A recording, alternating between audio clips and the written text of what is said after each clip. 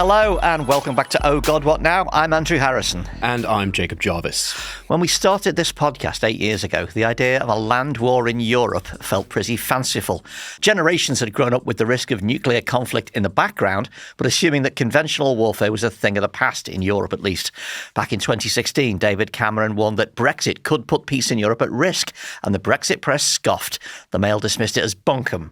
Boris Johnson declared it wholly bogus. And at the time, he claimed the EU had stoked tensions in Ukraine rather than kept them at bay. But in 2025, things look very different. Putin's invasion of Ukraine has convulsed Europe. Donald Trump has torn up America's traditional role in defending European democracies, making it brutally clear that at best, Trump's America is indifferent towards Europe and at worst, hostile. Meanwhile, China has been turning openly belligerent, expanding its claims in the South and East China Seas, building artificial islands and militarizing disputed waters in open defiance of international law. And to put the tin hat on it, we got last week's unhinged address by US Secretary of War Pete Hegseth to a visibly uneasy room full of top generals, reminding the world that the grown-ups are no longer in charge. So we thought that for this week's deep dive, we should think about conflict. Are we at the end of the superpower era and the return of a dog-eat-dog great powers world, as some experts say? After its humiliation in Ukraine, is Russia strong enough to try to reconquer other former Soviet territories? And is Europe strong enough to resist it? We have a very special guest to help us with this. Phillips Payson O'Brien is a historian. He's Professor of Strategic Studies at St Andrews University, and he's the author of the new book, War and Power: Who Wins Wars and Why. He joins us from St Andrews. Hello, Phil. How are you? Good, Andrew, and hi, Jarvis. How you guys doing? We're good. We're going to talk first about your arguments in the book that the things that people think win wars often aren't what really win wars, and all the problems that flow from that. And then we're going to move on to see how that applies to the real world of Russia, China, and Pete Hegseth thinking he's in an action movie. But firstly, before we get into all that, have we in the West been complacent about all this stuff, not thinking enough about the realities of what we might need to prepare for? I would think particularly Europe has been complacent. I mean, it was an interesting thing to start talking about Europe and war and preparing for wars. I've been trying to do over the last year and a half. And what is interesting is that European policymakers sort of just had no strategic muscle memory of thinking on their own. They had outsourced this to the USA. You'd say European policymakers had basically let the USA do their strategic thinking at least since 1990, but you could say probably since the late 1940s, really, and that they'd stopped thinking about a war on their own terms in their own continent. It was a war where they would sort of help the USA, but the USA would do the heavy lifting. And what had happened is simply strategic thinking had atrophied. People weren't doing it. They didn't think about Europe as an entity of its own states looking after themselves. I'm not even sure they've gotten much beyond that now. It's a little better because I think Trump is forcing many European leaders to realize, as you said, the U.S. is not reliable now. And it might never be reliable again. I think that's an important point that needs to be made.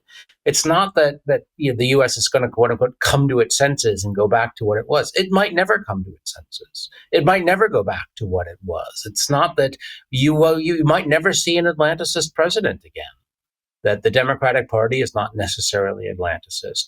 So that Europeans have to now start taking conflict seriously, and conflict that will not be with the USA backing them. And I'd say it's just starting that process. Phil, a key part of the book is that the West made a really massive error in overestimating Russian power and underestimating Ukrainian resilience. I mean, I wonder if you in part answered that in your last question, whether some of that was because of outsourcing thinking to the US. But generally, how did European and American advisors just get it so wrong? Well, I mean, they get wrong on so many levels, from the analytical to the systemic, that the analytical ones were, one, they didn't understand power. I mean, there was this regular phrase, Russia's a quote unquote great power. Russia's really strong. Well, why was Russia seen as a great power? They seem to be almost accepted without analyzed. Russia has the economy the size of Canada or Spain. It's not a great power economically, and technologically, it's not a great power. I mean, how many Russian high-tech goods do you buy? It's a resource extraction economy. What it did have was a large military. So what seemed to happen is that power was not based on the underlying factors that make up a country powerful. It was based on the outward show. How many tanks do you have? How many aircraft do you have? Okay, that's what makes you powerful. And I would argue that was just fundamentally wrong. So they didn't analytically know how to understand power because they looked at the show and not the substance and got seduced by the show. And likewise with Ukraine, there were so many weird ways they were underestimating Ukraine that they accepted certain other Ukrainians might not fight or the Ukrainians were corrupt. And so they were accepting a lot of cultural prejudices, I think partly because Ukraine was not seen as a great power. Yeah, Ukraine was a small power, therefore it's not really going to fight and it's not going to have much of a chance. So analytically, there was massive problems with how war and power were seen. Maybe the greatest one, though, is they believed the war would be over in a few days. The short war idea, that war is decided by a battle. Wars break out, the armies go to war, they fight battles, okay, and you see what happens with these battles, and that is how a war is decided. That never happens. It might happen once a century, something like Desert Storm, where you have this engagement. That's the U.S. Fighting Saddam in 1991. But normally wars just they go off the rails. They go in directions you never expect. They're never over early. That idea that, the soldiers will be home by Christmas is always wrong. And yet we keep coming back to it and got back to it in the most extreme way when looking at a Russian invasion of Ukraine. It really was a week. Kyiv would fall in a week. Does it feel like many analysts have learnt their lessons here? Because you wrote recently on your Substack about oil refineries and Ukraine's attacks on those and how they keep being dismissed as a tactic. And then it's clearly been proven time and time again that their tactics are quite smart strategies. So why do you think that is? Why are they continuing to be pushed back upon in this way? Because military analysts, sort of building on the thing I said before, they like battles. All right, they want to see a battle for Bakhmut, a battle for Avdiivka, a battle for the Pokrovsk, which, by the way, is a battle that's been going on longer than the Battle of Stalingrad at this point. So they like this idea of a battle. The armies meet, the armies decide something by fighting on the field. But really, in terms of war, what happens in the time-limited engagement in a piece of land is very unimportant. Because usually the land's of no strategic value. The only thing that's important is it shows the relative strength of the sides going on. But I don't think they understand war in that way. They don't look at war as a process of production and destruction. They look at war as time-limited engagements over farm fields in the Donbass. I think now people are starting to cotton on. But really, I would say the military analytical community has massive problems in understanding a subject they claim to be expert about. We're going to get into all that in much more detail a little bit later. But before that, an explanation and an apology. Among the adverts you might have heard on Oh God What Now and The Bunker recently is, of all things, a recruitment ad for ICE. We've got no idea why Donald Trump's private army of goons might want woke podcast listeners from outside the US on its team. Maybe it might make for a kinder and gentler ICE, we don't know. But it's nothing to do with us, and sadly we can't turn them off without turning off all ads from any government source. If you want to avoid strange ads from The Secret Police, and indeed any ads at all, the best way to do it is to back us on Patreon, so you get every episode ad-free and early as well. Follow the link in the show notes. And an apology from me. On last week's edition, I badly misspoke, George W. Bush style, when we were talking about regeneration and housing. I thought I'd asked our guest why Austria was managing its housing fairly well, but I actually said Australia, and I didn't even notice that I'd said it. Bit of a difference. We didn't clock it in the edit either. So thanks and apologies to all the incredulous listeners who pointed out where I'd gone wrong. I'll try not to do it again. Now, having established that I can't tell the difference between Australia and Austria, let's talk geopolitics.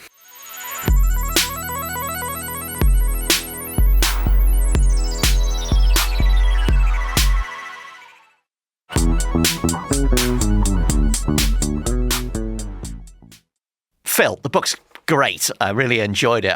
Lessons from everything from the failure to prevent the First World War to how almost every major myth, from the Battle of Britain to the Kursk tank battle, did not happen the way you thought it did. What made you want to write this now? What was missing? Because you kind of alluded to it a little bit earlier in the massive understanding gap.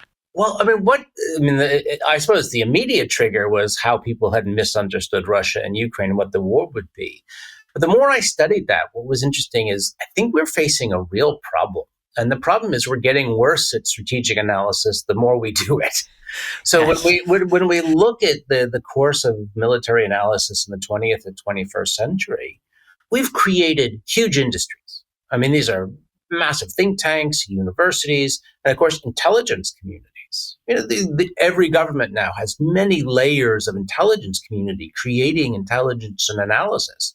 And as we've created industries, I would call these industries of strategic geopolitical analysis, what happens is we're not getting better, we're probably getting worse. That's a real problem to me, is how we can make such fundamental mistakes when we are supposedly getting more and more expert. So I think that was the driving factor of why are we getting so bad at this thing. And one of the issues I think is that these creation of these industries and all these layers of analysis make people think they know more than they do. Right. So it's provided a certain arrogance to the analysis. Oh, I must know, I'm a genius and I'm part of this great think tank, or I'm part of an intelligence community. And there's a lack of humility. Plus, there's a lot of people who have their theories and they just stick to their theories. Oh, I'm a realist, so Russia's powerful. And therefore, what does that mean? So I was wondering, we need to look at the subject differently. And I'm not providing a theory, but I'm trying to provide a sort of a framework for understand what matters in war and power, but also what doesn't matter. The core idea of the book, Phillips, is that leaders often think that war and power are just about one thing, the ability to beat enemies in battle with military force, when power is much more complicated than that. And that misconception constantly leads countries into disaster just over and over. Can you flesh out a little why that just seems to have set in so much and for so long? Because you can count an army and you can count a military. And you can say the Russian military has 3,000 tanks, therefore it's strong. And what I would say is we have over-focused on the outward manifestation of power, and that is a military. But a military is a manifestation. It's built and created. What to me is more interesting are the factors that build and create that military, as opposed to the numbers of units in that military itself. And so what I was trying to say is a military, of course, is not irrelevant. Military matters in power. But you need to look at how that military is in many ways brought into being to understand how it will function and how powerful a state will be. So, for instance, one of the fundamental things is, can you actually make yourself what that military needs? Stuff. Can you make stuff? There's a big difference between a country that buys all its weapons and one that makes it. Because if you just buy it, well, you are actually a bit screwed. I don't know if I can use that phrase. You can use any word you like on this podcast. It's a podcast. Because, you'll go to war. You have a great frontline looking military. Perhaps you bought a lot of U.S. weapons or Chinese weapons, but then you lose them and there's nothing you can do because you can't make any more. So a state that just buys its weapons versus one that can make a great deal is very different. Now, this is something that is confronting Europe today. Because Europe, you would say, is overinvested in buying U.S. weapons and underinvested in its own capabilities. And if Europe needs strategic autonomy going forward, they're really going to have to invest in making much more of their own. We need to be locally sourced ammunition, artisan rather than Walmart warriors. Oh, I mean, a boutique is the phrase I use, but absolutely, it can't be that you have small factories making small batches of ammunition at a low pace. You need, and then by the way, you have to source. I mean, I don't know how nerdy we want to get, but you have to be able to source your nitrocellulose, except from places other than China, because you need your own sources of raw materials to make these things. And Europeans are only now beginning to go down that road. Is part of it about how leaders and societies, sort of how personal or impersonal they see war as being? Because I think we look at warfare, and when you look at how leaders interact now, it seems like they are more personally connected than ever before. But how militaries interact is obviously much more long distance and less face to face. And does that cause a little bit of confusion in how analysts look at all of it and where they consider the actual connections between militaries and societies truly are? Those are two separate, and they're really good points. When it comes to leaders, this is also one thing in the book. When I'm trying to talk about power and war, yes, you can start with the economic technological power to make things, but then actually individual leaders or small groups of leaders and their advisors make a massive difference in what happens. And that's often something that isn't stressed. That a lot of international relations theory likes to assume states behave rather similarly. That all states are trying to maximize their power in an uncertain world. That's what realism is. That all states, doesn't matter what regime it has or who the leader is, that all states are sort of driven by the same things. I think that is fundamentally flawed. It makes a big difference whether Joe Biden is president or Donald Trump into how the United States is viewing its own security. It makes a big difference for Ukraine that Vladimir Putin was Russian dictator in 2022. Another Russian leader might not have done that. So leadership really, really does matter. And that's something that is odd, why we de-emphasize leaders. I know some people don't like it because they say, well, it's the great man view of history. Whether you like it or not, it matters who's leading a country. And you have to understand that leader more than, I would say, this idea of a national interest, because I'm not quite sure there is a shared view of the national interest. In the US now, is there a shared view of the national interest? No, there's a very partisan view of what national interest would be. Now, the range thing that you mentioned is really interesting because that's really a 20th century phenomenon, 20th, 21st century. And that has changed war. It's one of the reasons we have to step away from the battlefield. Because we used to look at war, armies meet in a battle, they fight, the side that holds the field at the end of the day wins. That was winning a battle, as if that somehow would make a difference. And it could make a difference, by the way, if the other leader's on the field. You have King Richard III is on the field and he loses battle. Well, that's bad for him, and that's the battle matters. But nowadays, you don't have to just engage on the battlefield. You can engage thousands of kilometers away in the logistical and productive process. And that's been something that's been coming more and more a part of war. And that's actually what we're seeing now between Russia and Ukraine. Battlefield is hardly moving in Ukraine now. Very tiny changes. And what Ukraine and Russia are trying to do is shape this war on both sides by doing attacks on systems hundreds or thousands of kilometers from the actual battlefield itself. And that is what I mean. Look at war as a larger process. That's what I found really interesting about it. And as we were sort of saying before we pressed record, I am the kind of middle-aged Anthony Beaver reading guy with a lot of books about Stalingrad on. There's a lot of you, by the way. Well, God bless us, is what I was saying. But what I found great about this book is you don't have the full answer. What you've got is a really great matrix for understanding what goes on, and it's essentially economy plus leadership plus societal disposition plus can you build more stuff? Can you build enough stuff to stay in the war? And obviously, not every country is the same, not every society is the same, not every leader is the same. But do you look around and see places in the world that actually have the optimum combination of that for what may be a coming period of intense military activity? The U.S. did during much of the Cold War. It doesn't now. You would say the U.S. had the economic productive capacity. It had pretty sound leadership of both parties. That there wasn't a lot of from John Kennedy as a Democrat to Richard Nixon as a Republican. You actually had pretty sound foreign policy leaders on both parties. You had strong productive capacity, and you had a society that was willing to fight the Cold War in a nonpartisan way. So the U.S. during the Cold War might be a very good example. And what has happened to the U.S. in the last 20 or 30 years shows how that could fall apart. When now foreign policy, societally, the U.S. is far more divided in a partisan way on foreign policy issues. Leadership is much more erratic. As I said, Donald Trump is very different than a Cold War U.S. president and what he might do. And the final thing, by the way, in that equation, which is in the book, which people often forget, is you got to look at allies. This is one of the things where we like to talk about great powers as if individual powers matter. The book said there really are no great powers. There can be perhaps a great alliance. And it's alliances, as they did in the Cold War, as they did in the Second World War, that usually make the difference in a conflict. And we're forgetting that now, or certainly the United States is forgetting that. It's whether Europe, I think, fully understands that it's an alliance that has to hold together and act as much more, I would say, as a unitary alliance, not relying on the USA. Yeah, I cast my mind back to the Brexit campaign and the scare story that, they want a single European army, and I kind of think, God, what would I give for a single European army right now? It's like exactly the tool that you want. There are many examples in the book of previous wars and pre-war situations and wars that have gone off the rails and wars that have been avoided or somehow unnecessary wars.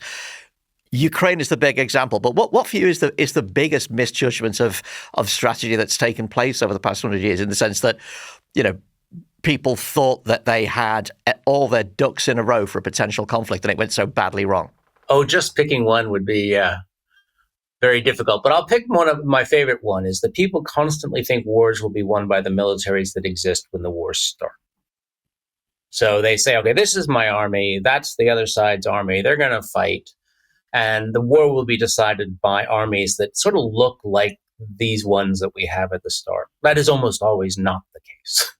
That armies and our militaries are recreated constantly during war, and they change and adapt. The Russians and the Ukrainians are probably on their fourth armies by this. I mean, who knows? I mean, they've cycled through soldiers, they've cycled through equipment, they've changed their command structure.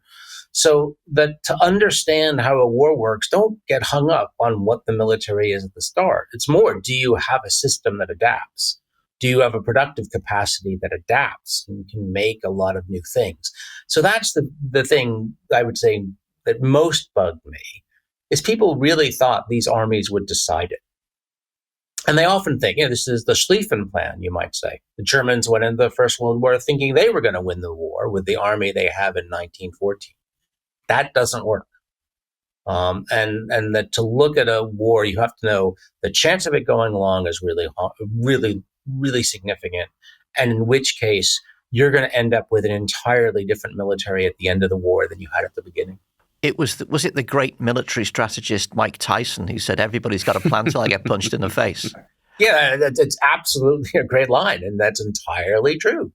With the original militaries are usually shown to have much greater flaws than people realize, not to be set up for the kind. They're more so often set up to fight the previous war than the war they get into. We could say that was very true about Russia and I mean, both the Russian and Ukrainians had tank-heavy armies with heavy military equipment at the beginning of the war, and now there's hardly a vehicle on the battlefield. For the US and how they perceive war, Phillips, one thing that seems to me very formative is Vietnam and how long that dragged out for. It's an issue, though, that they seem to keep perceiving that as if that was an anomaly. And would you suggest that actually that prolonged state of warfare was actually, if you look at it in the course of history, a more likely outcome for it to drag on for that amount of time as opposed for it to not? Well, Vietnam had an important impact, but it was in short term. I mean, that was when I started studying, I thought Vietnam was going to have a longer term impact than it did. That what tends to happen is that countries like the US, who consider themselves very powerful, forget when things go badly in the past and assume they can correct that. Now, Vietnam, you might say, did have a significant restraining influence on the US from when it ended in 1975 until the 1990s. It really had a generational impact. People who were influenced by the war from Bill Clinton, had positions of power. They didn't want to go back through Vietnam. But I would say for now, the Vietnam influence is almost entirely gone. The real influence has been the war on terror influence, which also had a lot of very sobering impact on the United States, because the United States, like in Vietnam, went into the war on terror thinking, we can handle this. We're the US. We're so powerful. And then they fought for 2 decades and spent trillions of dollars and achieved nothing, or very little of any value. So you might say that they're learning the Vietnam lesson again. But how long will it last? Who knows? I mean, Trump's still bombing Iran. So I'm not sure these lessons get learned for very long, if at all. As you just described, armies change enormously during conflicts. And, even my kind of vague understanding is the First World War begins with horses and ends with tanks and submarines. Are we seeing a similar thing happening in Ukraine with, say, drone and AI-driven warfare? And the stuff that wasn't even conceived at the beginning of the conflict is now the sharp end. Oh, absolutely. I mean, what is happening is becomes a struggle between what you can get your hands on and what you can make and what's effective. And what has been shown is that the heavy legacy systems are simply too expensive and difficult to protect, be they large warships, be they tanks. So no one's making them. The Russians aren't making any tanks. So they've almost stopped, and the Ukrainians as well. They're just not investing capabilities in these systems because they can't protect them, which is the number one, I think, question you have to ask yourself about any military system. Is it actually survivable?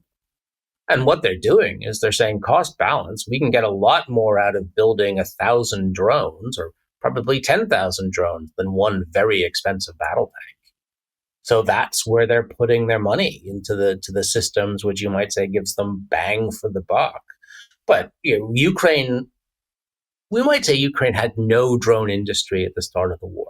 Or if it had a drone industry, it would have been tiny. In 2024, the Ukrainians made around 4 million drones. Wow. This year, I think Zelensky said if they could get all the equipment they need, they could make 8 million. I don't think they're going to make 8 million. But that's what they're making. And that's a choice, I think, that they would say is a rational choice based on the war. And the Russians are also investing massively in the drones. They've upgraded these, what they're called Garans, but they're the Iranian Shaheeds, which the Russians have gotten and upgraded. And they're just chunking these things out, by tens of thousands. It will be over the course of the year. Are these the ones you can see on a Belgian or Danish airfield near you soon? Well, the ones that came down in Poland. If you saw the pictures of the ones that crashed in Poland, they're the ones, the sort of the upgraded Shaheeds that the Russians are making. But they're the ones that most nights when, say, Ukraine is being attacked, it's not being attacked by missiles, so they do that quite regularly. But when you have the everyday attack, it's large numbers of these Shahed drones.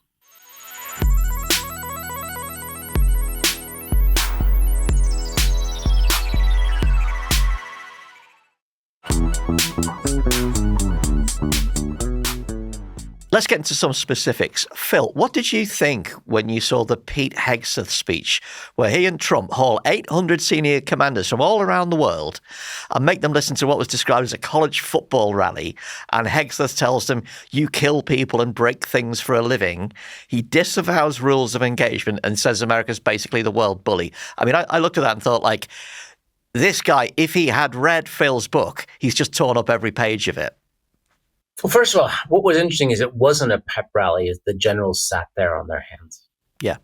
If you actually watch that, and Trump was confused by it when he spoke after Hegseth, because he was expecting a lot of rah-rah cheering, and they just didn't get it. Hegseth and Trump were not welcomed with this rah-rah way, because I think the generals actually know they're speaking a lot of nonsense.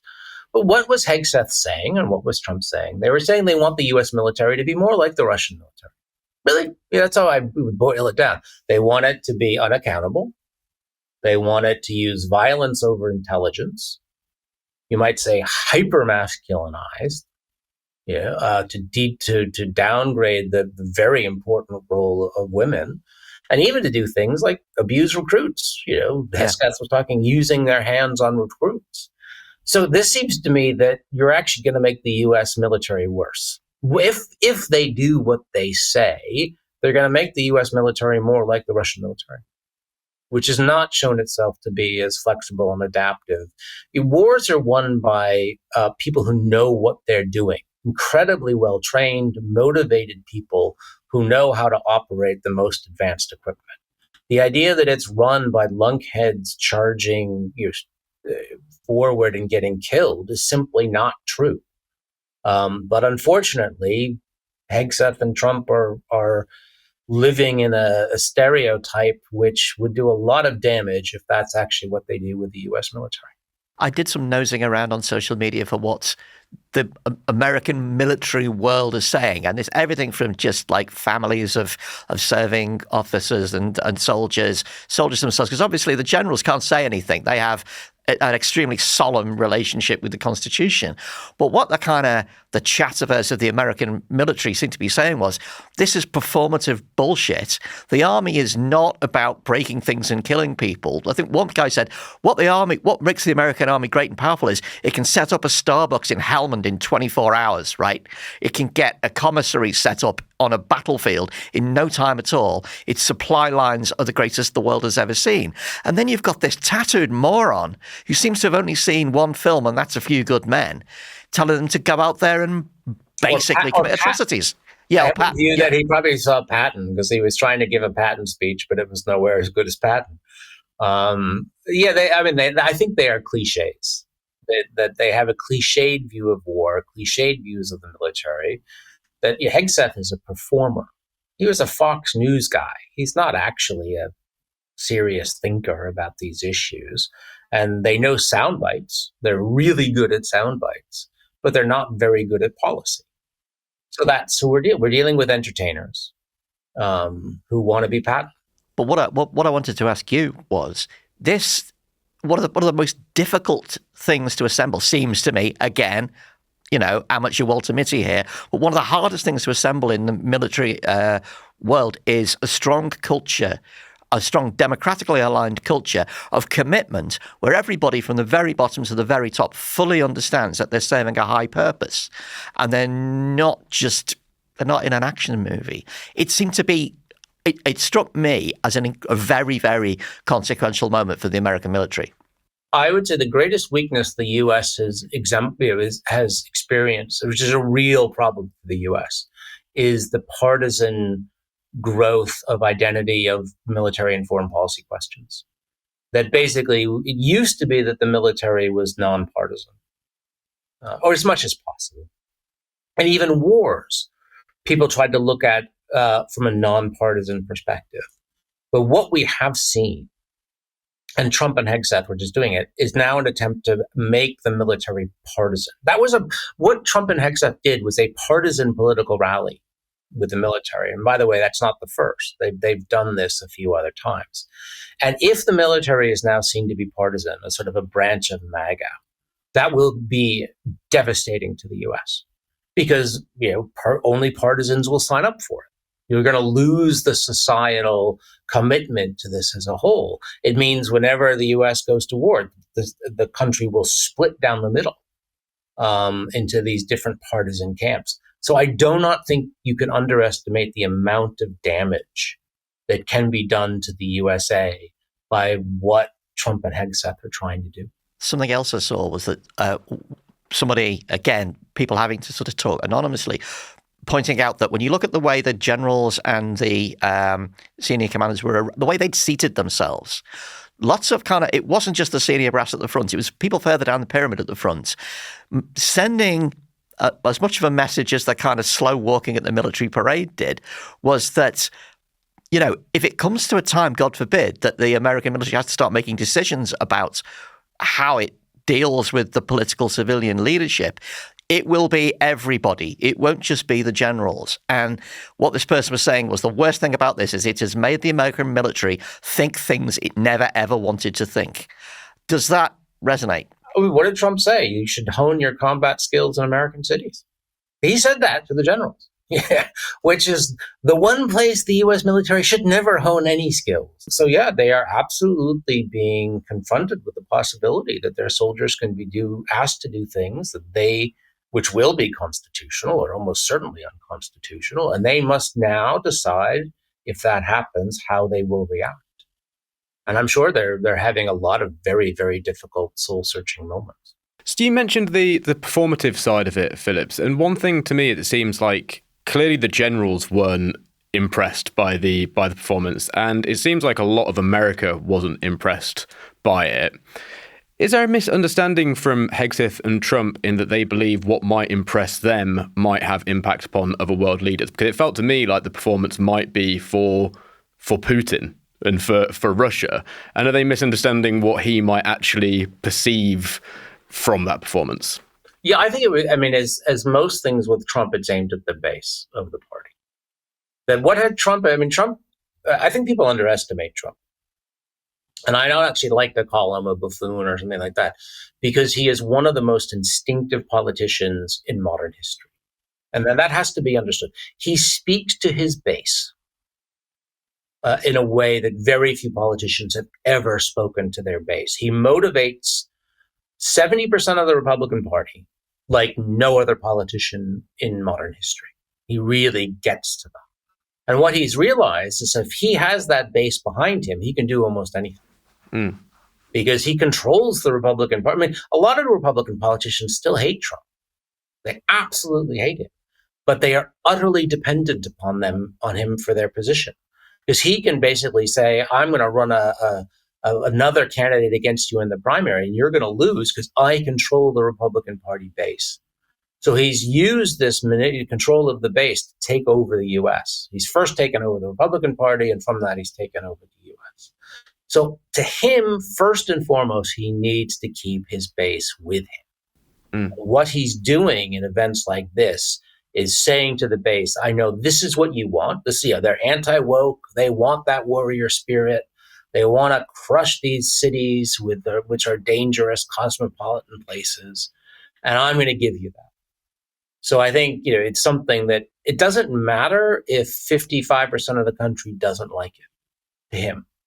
He doesn't need that 55% of the country. He needs the base in the Republican Party.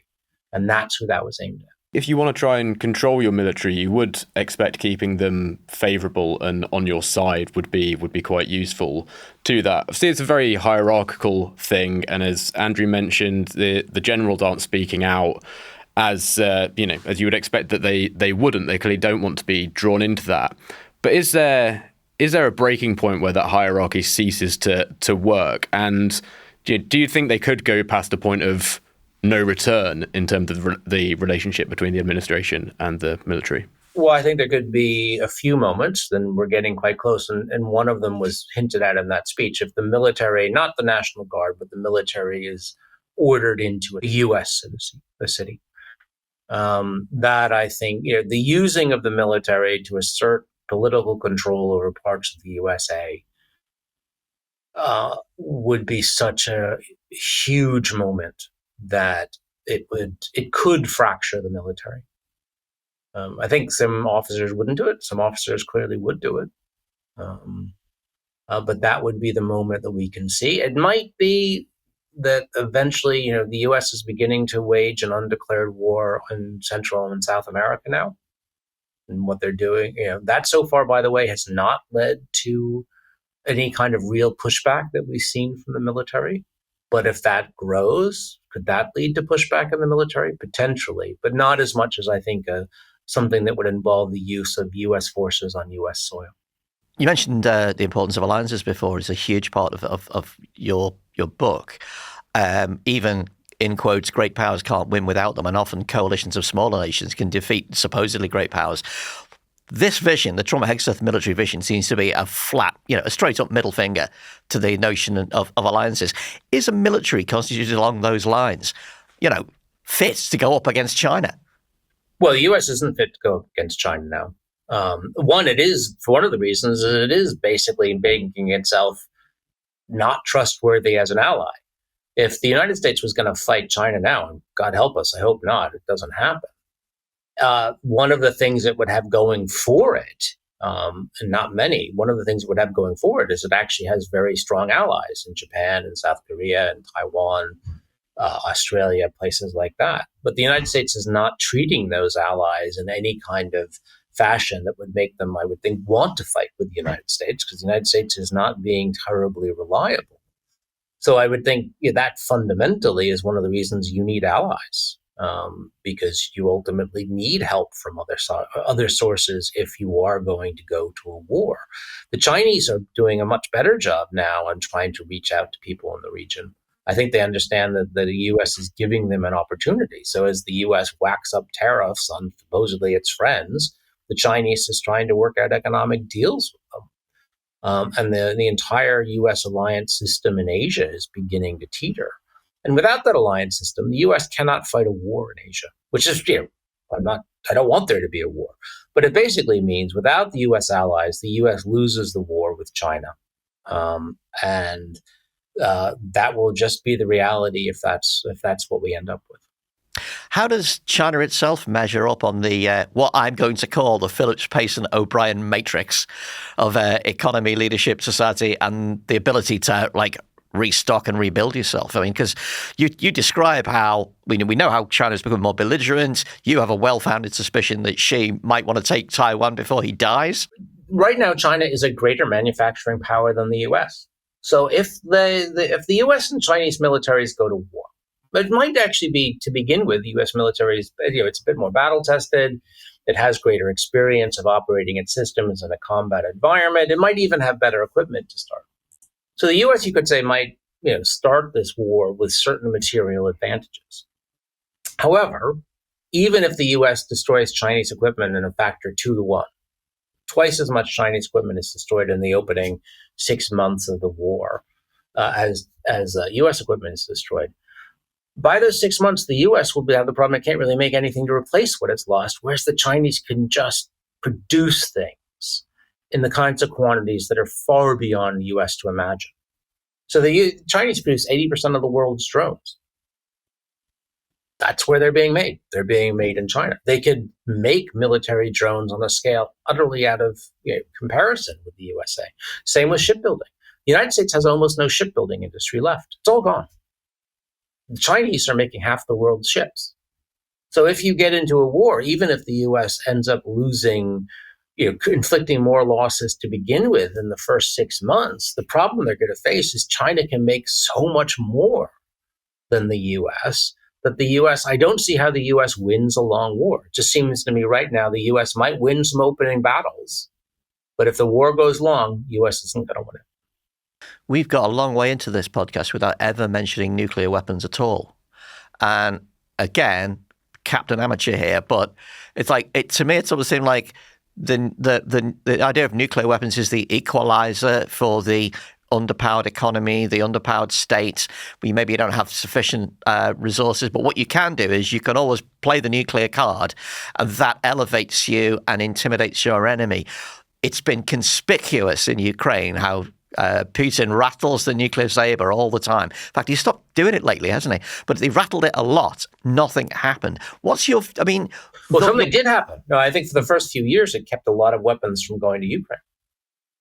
The rattling of the nuclear saber in 2022, 2023, 2024 meant that military aid to Ukraine was very limited in range. They didn't want to give Ukraine anything to fire into Russia. They didn't want to do anything that would theoretically provoke escalation. So I think it did have more of an impact than people understand. The real worry I have with nuclear weapons is coming out of this war and coming out of the U.S. in some ways leaving its alliance system. There is going to be such a dangerous incentive for nuclear weapons to proliferate. So say you are Japan and South Korea. If you can't rely on the U.S., which I'm not sure they can rely on the U.S. now, will they want nuclear weapons? The South Koreans, by the way, are having a very serious discussion about this. There's been some discussion of it openly. They now don't necessarily trust the U.S. to defend them. North Korea has some kind of nuclear weapon. We don't know quite how advanced they are. So the South Koreans are saying, okay, we might need nuclear weapons. This, by the way, is going to become more and more of an issue in Europe. Does the U.S. nuclear umbrella over Europe still exist? I don't think it does. I don't think the U.S. would now nuke Russia to protect Europe. So Europeans are going to say, okay, how do we need a nuclear deterrent to confront Russia? Right now, we have a very small number of British and French nuclear submarines. That's it, really. A few French cruise missiles, I think. So you'll have to have a European discussion of whether Europe wants some kind of shared nuclear deterrent going forward.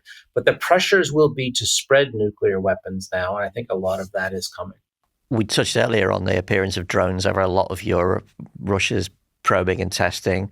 There's a lot of argument that we're already in the middle of a large-scale cyber war with Russia. We just haven't connected the dots, that Marks and Spencer and Jaguar Land Rover is all part of one big thing. I want to ask you to finish up about Britain and how we figure on the Phillips Payson O'Brien matrix. Our defence spending is just above the NATO benchmark of about 2%, but very widely seen as inadequate. Ammunition stockpiles, shipbuilding capacity, recruitment, none of these are great.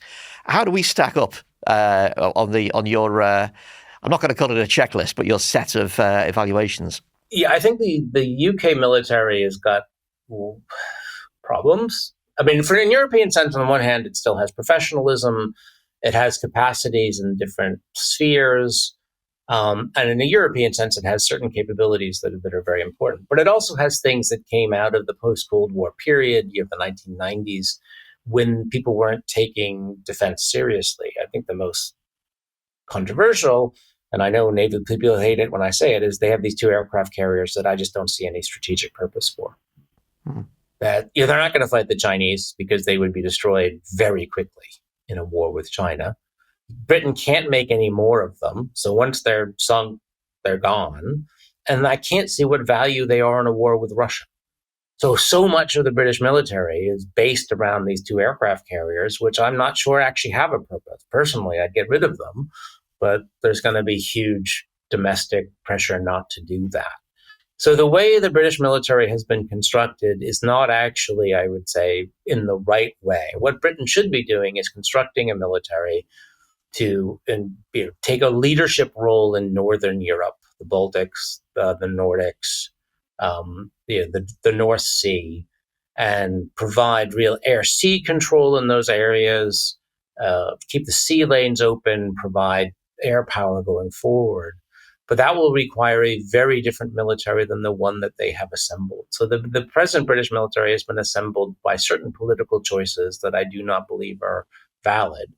At least the benefit that Britain has is the pledge is to have significant investment going forward. So they have a chance to rectify some of these problems if they make the difficult choices. The lesson of Russia in Ukraine and the US in Vietnam, some of the many lessons, is that coerced armies, or armies that don't fully believe in what they're doing, or don't believe in the cause, and they don't believe in the leadership, they tend not to win. How do you think that bodes for, say, a Russian invasion of Poland via Belarus, where, we've heard over and over again that if Putin prevails or is able to impose a kind of frozen war on his terms in Ukraine, he's going to look for the next one? Well, that's what I think what would happen. I don't believe the Russian military is going to be in the shape to do a major, massive invasion of Europe as a whole in the next 5 years, 3 to 5 years. What they can do, however, is I think really create problems in places like the Baltics by using drone manufacturing in Russia is massive now. They could do something where they basically have incursions across the border, throw large amounts of drones into Russia, into the Baltics, and try and foment unrest there. I don't think the Russian military will be in the shape to fight, say, a large combined arms war against the European states. They could in 5 to 10 years if they rebuild, if they get a sort of nice breathing space and they get help to do it. But I think what we have to worry about is something a little bit different in European ways. And I don't think European states are actually in a very good shape to oppose the more limited things the Russians might do unless they start moving quickly. I want to finish by asking Jarv a question. Jarv, in the US, the military is a lot closer to the core of society. Any football game, you thank the military for their service. You see them at public transport locations in uniform. They're much more visible in society. You've got family in the military. Do you think we're going to have to do things like that, make the military more visible, to make to kind of bring our culture online with what we may have to do? I mean, we've already got the army is recruiting on ads in the middle of Premier League football. Yeah. I'm unsure if there is a way to do that which feels natural and doesn't feel like it would be sort of too much like propaganda, essentially, for people to accept, and for it to work in that way. So if you look at the US, I was sort of digging into a little bit of the statistics around the amount of the population who are in the military, and it's obviously very low percentage, but it's about 0.4% versus 0.2% here in the UK. So I think that, and obviously the scale of the US, just means that the military is so much bigger and feels like such a more active part of their life. And something I also didn't realise was how young men still have to sign up for the selective service system in the US between 18 and 25. So they don't have conscription. They haven't had that since 1973. But you almost have to sign up for this preemptive conscription, which I imagine keeps that more in the forefront of their mind. And obviously their conscription in 1973, towards the end of the conflict in Vietnam, So they have a much more recent period of sort of horrific warfare at a time of conscription than what we do. And so much, we speak so often on the podcast about how our mindset is based around sort of World War II thinking and World War II patriotism. I think the US just has something maybe more recent to mind and more living veterans of something like that to cling on to. So I think to your point, there is a case for getting away from the way we look at the military in maybe a partisan manner, as Phillips was saying earlier, and saying that there has to be some cohesive look at supporting it in case something comes along. But my worry being, I think, to get to that point, perhaps we would almost have to be beyond the point where that sentiment were needed. So I sincerely hope it doesn't come to that point, because I think what would make that happen, make us shift to the way that the US is, would be conflict that we had to be so directly involved in. Horrible circumstances, yeah. Phillips, this has been a fascinating conversation. I want to wrap it up. I'm afraid I'm going to have to ask you the big question. I mean, it does feel like an exceptionally dangerous time. Only this week, the Danish PM, Mette Frederiksen, was saying it's the most perilous time since the Second World War. From your research, from what you've seen, from the assessments you've made of the state of the world around you, are there reasons to think that a major war in Europe in particular is avoidable or containable? Well, there is a major war going on in Europe right now. Apart from the one we know about, yeah. I mean, we are in the largest war since the Second World War. And it could certainly spread if people aren't careful. I think Europeans have to start taking responsibility for themselves. I mean, what Europeans have to realize, I would argue, is that Ukrainian victory is in their interest. It's very much in their interest. And what they need to do is invest in Ukraine winning, and that will provide security to them. If they somehow abandon Ukraine or let the US control things and the US doesn't help Ukraine, Europe is dicing with its own future. So it very much is, I think, what European states choose to do.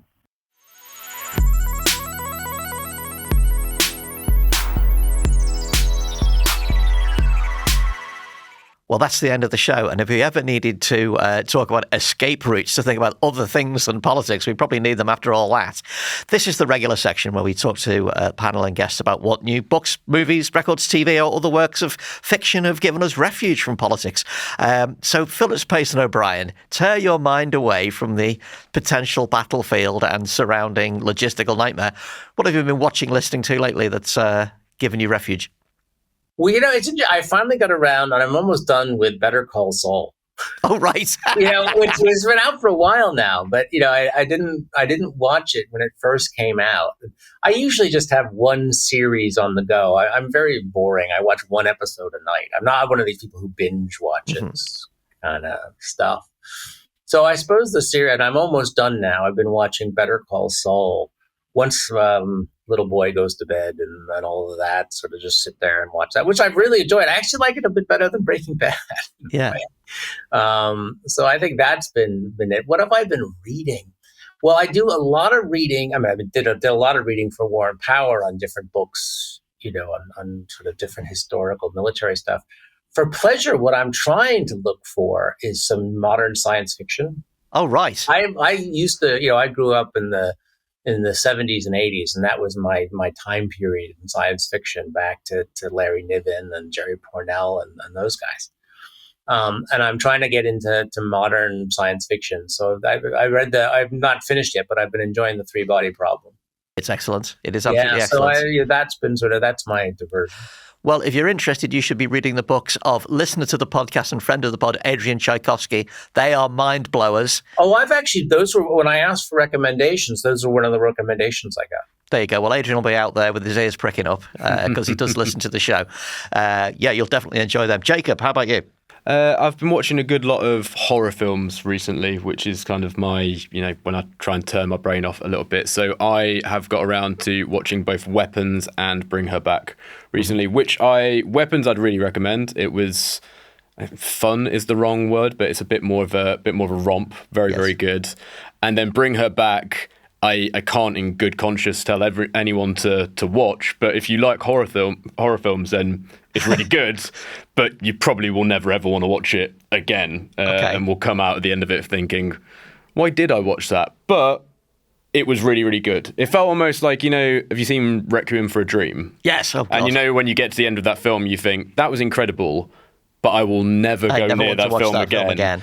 Very, very different sort of topics, but it felt a little bit like that. But right. It's a great film. You'll never want to watch it ever again. Exactly. Well, mine, I'm in the middle of a big gig week, actually. We're recording on Friday. Tonight, I'm going to go and see the Reformed Beta Band at the Roundhouse in London. Great Scottish multidisciplinary band.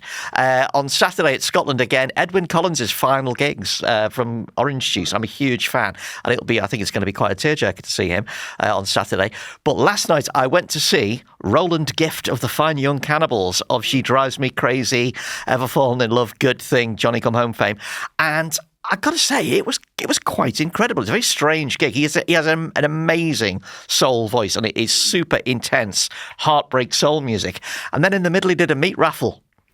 And this is at the Palladium in central London, the most glamorous and prestigious location. He said, I'm bringing a bit of the North to you, a bit of Scunthorpe. He literally did a meat raffle and then went right back in to the Otis Redding broken-hearted soul music. So it was incredible. It was also weird, but it was incredible. So that is the end of this edition of Oh God, What Now? Thank you, Phillips Payson O'Brien. Thank you, guys. War and Power, I'm holding up to the camera now as if this is a kind of late-night talk show, is out now. It's available through the buy link in the show notes. You will find it exceptionally illuminating, so check it out. And thank you, Jacob Jarvis. What's coming up next on American Friction, where you explain American politics to the British? So our next episode, which will be out the day before this, so you can go back and listen to it now, we speak to Christian Farias, who writes for Vanity Fair and New York Magazine, all about the law and the courts in the US, and it was a somewhat depressing but very, very thorough just account of how America has become quite so lawless under Donald Trump, and how it seems that he's deconstructing all of those systems bit by bit. But there are some, positives there, that it seems the Supreme Court, unfortunately, is in a really bad place. But when you look further down at some of the lower courts, there are a lot of people trying to do some good stuff and do the law properly there. So yeah, a big deep dive on that. So there's your new Blue Sky biography there. Thoroughly depressing, but very thorough. Yeah, exactly. Jacob Jarvis. Listeners, thank you for listening. Remember, if you don't want to hear recruitment ads for Donald Trump's domestic Gestapo, and who does, then you can always avoid them by supporting us on Patreon. You will get every edition of our podcasts early and ad-free, and the invigorating feeling that comes from supporting independent podcasting. Follow the link in the show notes to find out how. Don't forget, if you've got questions for next week's podcast about anything at all, send them to info@romaniacs.com, our very old school email address. You might make but your emails. I'm off to Austria, or possibly Australia, who knows. Thanks for listening. We'll see you again at the end of the week.